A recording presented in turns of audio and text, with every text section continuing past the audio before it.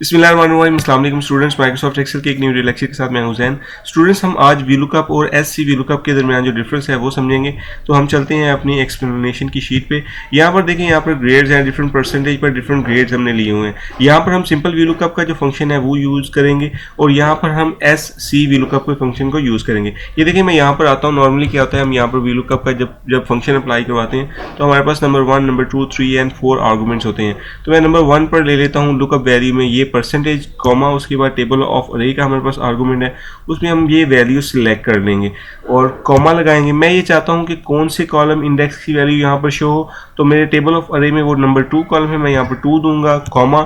तो हमारे पास approximately match हो या एग्जैक्ट मैच हो, तो मैं चाहता हूँ कि जी अप्रॉक्सीमेटली मैच हो, क्योंकि एग्जैक्ट मैच तो यहाँ पर हो नहीं सकता, क्योंकि हमने हमारे जो ग्रेड है वो कैलकुलेट करने हैं। तो मैंने यहाँ पर ट्रू पर डबल क्लिक किया, ब्रैकेट को मैंने यहाँ से क्लोज किया एंड एंटर कर दिया।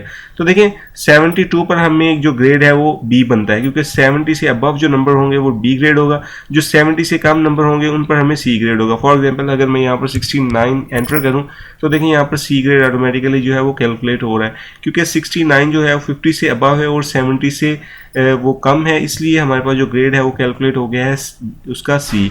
इसी तरह अगर मैं इस फंक्शन को यहाँ से कॉपी करके यहाँ पर अप्लाई करूँ, देन आप देखें यहाँ पर हमारा टेबल जो है इसको हम वापस यहाँ पर ले आते हैं, एंटर करते हैं, तो यहाँ पर ये सिंपल VLOOKUP का भी फार्मूला है।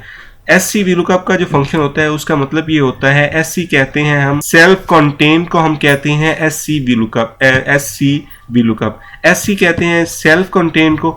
तो अब देखते हैं कि हमने SC में जो सेल्फ कंटेन वैल्यूज हैं उनसे क्या कर सकते हैं। हम ये करते हैं, जहाँ पर हमने टेबल दिया है उस टेबल को हम यहाँ से डिलीट करेंगे। ये मैंने टेबल की रेंज को डिलीट किया। यहाँ पर हम करते हैं, ये जो वैल्यू होती है इसको यहाँ पर पेस्ट कर देते हैं। तो पहले इसको हमें कॉपी करना होगा। मैं इसको एस्केप की प्रेस करता हूँ, यहाँ पर चलते हैं और इस सारे डाटा को हम कॉपी कर लेते हैं। ये मैंने किया, इसको कॉपी, कंट्रोल सी से इसको कॉपी किया, एस्केप किया, वापस आएंगे यहाँ पर और यहाँ पर हम टेबल ऑफ अरे की जगह पर इसको कंट्रोल V से पेस्ट कर देंगे। अब होगा क्या? अब होगा ये कि हमें टेबल की ज़रूरत नहीं है ग्रेड को कैलकुलेट करने के लिए, बल्कि हमने टेबल के अंदर जितनी भी वैल्यूज़ थी वो सारी की सारी फंक्शन में वैल्यूज़ को शो करवा दिया है।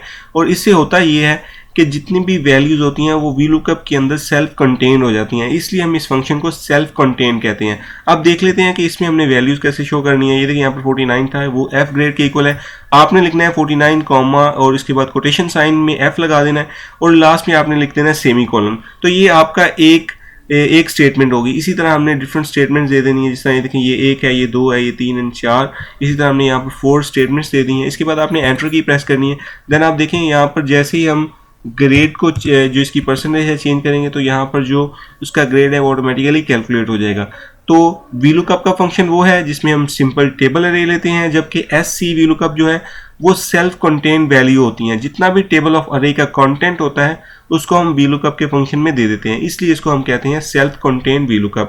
तो मैं उम्मीद करता हूँ कि आपको आज की इस लेक्चर की समझ आई होगी। मजीद इसी तरह की एक्सेल की वीडियो से अपडेट रहने के लिए हमारे चैनल को सब्सक्राइब कीजिएगा। I hope you like this video. Thanks for watching this video.